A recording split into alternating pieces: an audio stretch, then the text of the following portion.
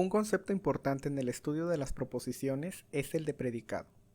Como mencionamos en la clase anterior, los predicados son una parte fundamental en la formación de oraciones. Para entender mejor el concepto de predicado, veamos algunos ejemplos. 2 es un número par. En esta oración, el sujeto es simplemente 2 y el predicado es un número par. La luna es de queso. En esta oración, la luna es el sujeto y es de queso es el predicado. En matemáticas frecuentemente usamos variables que denotamos por x, y, z, etc., que no tienen un valor determinado, pero que representan a un sujeto cualquiera dentro de un universo de discurso. Podemos usar variables para formar predicados.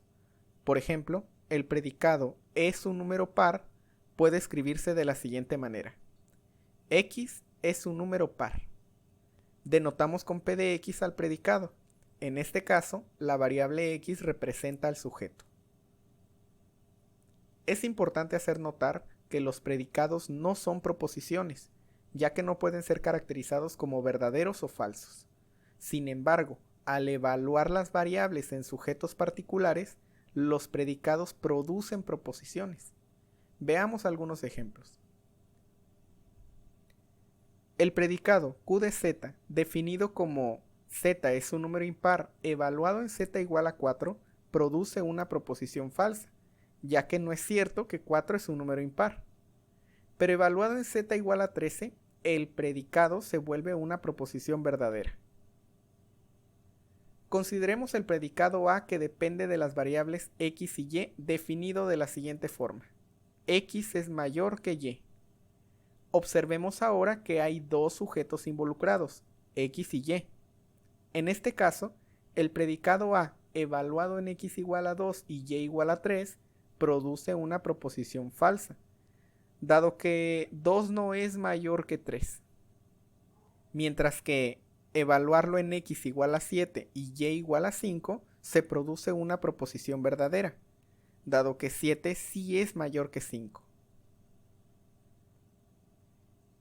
Otra forma de producir proposiciones a partir de predicados es usar un cuantificador. Existen dos tipos de cuantificadores. Vamos a describir a continuación qué son y cómo usarlos. Supongamos que tenemos un predicado P de X, donde X es un sujeto dado en un universo de discurso. También supongamos que para cada valor específico de X, el predicado P de X se vuelve una proposición verdadera. Esto lo podemos enunciar de la siguiente manera. Para todo X, P de X es verdad. O simplemente como para todo X, P de X. Usaremos este símbolo para referirnos a para todo. Este se llama cuantificador universal.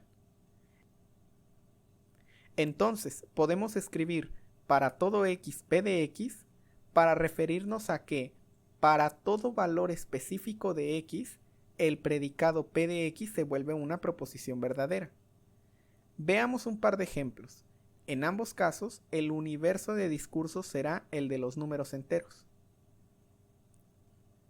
Consideremos el predicado Q de X dado de la siguiente forma. X al cuadrado es mayor o igual que 0. Usando el cuantificador universal, se obtiene la proposición. Para todo X, X al cuadrado es mayor o igual que 0, que podemos escribir en símbolos de las siguientes dos formas. Esta es una proposición verdadera, pues el cuadrado de cualquier número entero es un número mayor o igual que 0. Ahora consideremos el predicado T de n dado de la siguiente forma.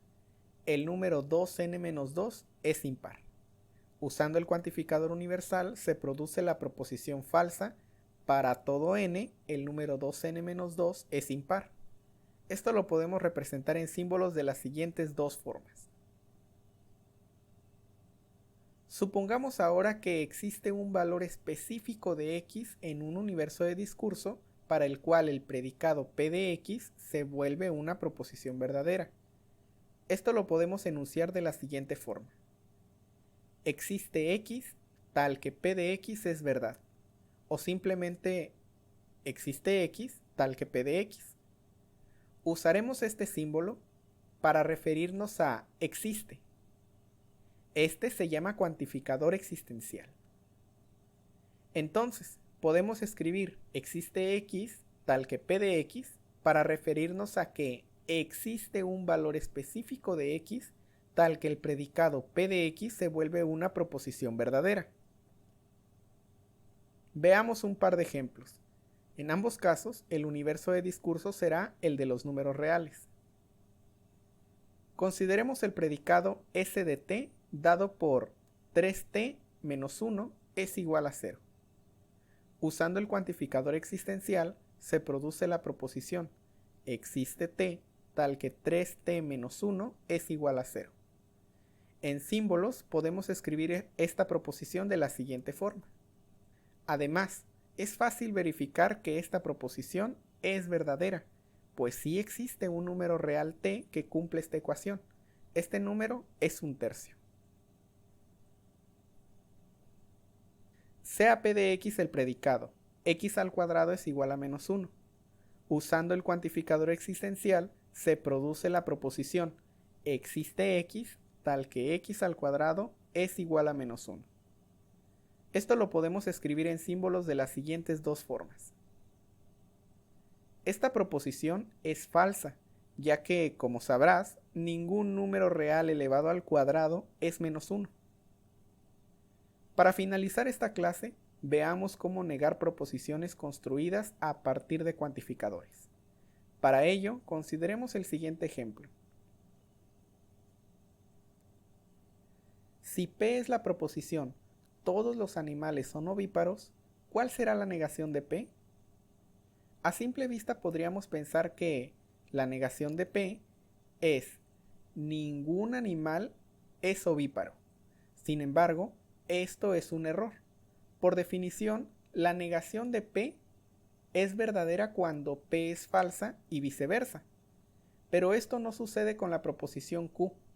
En este caso, ambas proposiciones son falsas, porque no es verdad que todos los animales son ovíparos. Los perros, gatos y conejos son ejemplos que muestran su falsedad. Pero tampoco es verdad que ningún animal es ovíparo. Las tortugas y los patos son animales y son ovíparos. La negación correcta de P es la siguiente. Existen animales que no son ovíparos.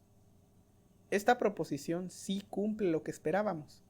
P es falsa y su negación, no P, es verdadera.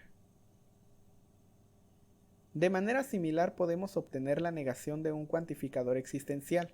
En resumen, la negación de una proposición universal se obtiene negando el predicado y cambiando el cuantificador por uno existencial. Y la negación de una proposición existencial se obtiene negando el predicado y cambiando el cuantificador por uno universal. Si P de X es un predicado cualquiera, podemos escribir esto con símbolos de la siguiente forma. En adelante, usaremos este símbolo para representar la equivalencia lógica de proposiciones. Daremos una definición formal de equivalencia lógica más adelante. Aquí finaliza la clase. Recuerda resolver los ejercicios propuestos para practicar los conceptos aprendidos. Hasta luego.